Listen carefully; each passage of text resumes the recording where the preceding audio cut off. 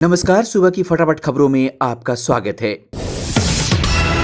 भारत के 73वें गणतंत्र दिवस के मौके पर प्रधानमंत्री नरेंद्र मोदी ने कई विदेश हस्तियों को पत्र भी लिखा। इसमें उन्होंने भारत के साथ जुड़ाव के लिए शुक्रिया अदा करते हुए भविष्य में ऐसे ही मधुर संबंधों की उम्मीद जताई। इन विदेशी हस्तियों में दिग्गज अफ्रीकी क्रिकेटर जॉन्टी रोड्स भी शामिल हैं। 26 जनवरी को गणतंत्र दिवस के मौके पर राजपथ का नजारा अद्भुत था। जमीन से लेकर अंबर तक तिरंगे के 3 रंग छाए हुए थे। सैनिकों की पदचाप देश की नसों में गर्व का संचार कर रही थी।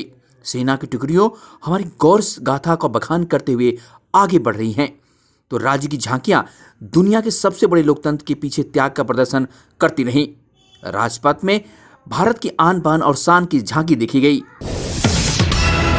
रेलवे द्वारा भर्ती परीक्षा में कथित अनियमितताओं को लेकर उम्मीदवारों का उपद्रव के बीच रेल मंत्री अश्विनी वैष्णव ने नौकरी के इच्छुक उम्मीदवारों से सार्वजनिक संपत्ति को नष्ट नहीं करने का आग्रह किया और आश्वासन दिया कि उनकी शिकायतों का समाधान किया जाएगा। इससे पहले दिन में देश के विभिन्न हिस्सों में नौकरी के इच्छुक उम्मीदवारों द्वारा तोड़फोड़ की खबर के बाद रेल मंत्रालय ने गैर तकनीकी लोकप्रिय श्रेणियां RRB, NTPC और स्तर 2 परीक्षाओं को स्थगित कर दिया था।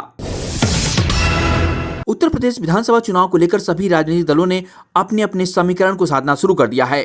पश्चिमी उत्तर प्रदेश में जाट वोट बैंक को लेते हुए भाजपा भी उन्हें मनाने में जुट गई है। किसान आंदोलन की वजह से जाटों की भी नाराजगी है। यही कारण है कि केंद्रीय गृह मंत्री और भाजपा के वरिष्ठ नेता अमित शाह ने जाट नेताओं के साथ एक बैठक की। यह बैठक भाजपा सांसद परवेश साहिब सिंह वर्मा के आवास पर हुई। बैठक के बाद परवेश साहिब सिंह वर्मा ने कहा कि जयंत चौधरी जी एक गलत रास्ता चुना है। यहाँ के समाज के लोग उनसे बात करेंगे, उनको समझाएंगे। हमारा दरवाजा उनके लिए खुला है।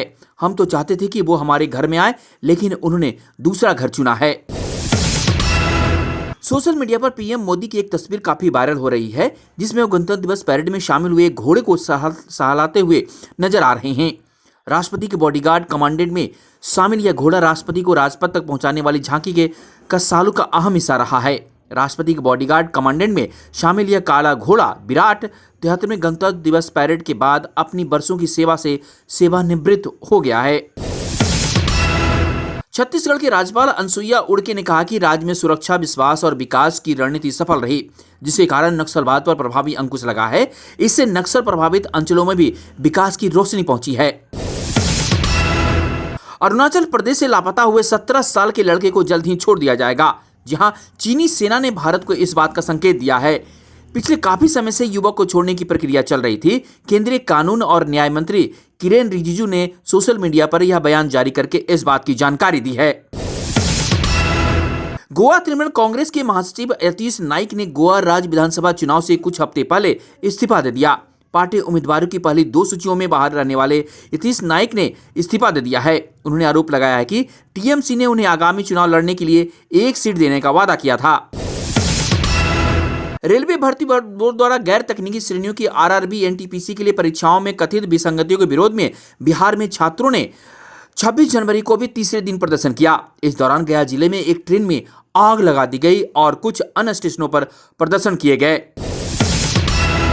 देश का तीसरा सर्वोच्च नागरिक सम्मान पद्म भूषण पाने वाले पहले पारा खिलाड़ी बने देवेंद्र झाझड़िया ने कहा कि देश के हर दिव्यांग के लिए यह बहुत बड़ा दिन है और इससे समाज के दिव्यांगजनों के प्रति रवैया बदलेगा, जबकि पैरा खिलाड़ियों को और बेहतर प्रदर्शन करने के लिए प्रेरणा मिलेगी।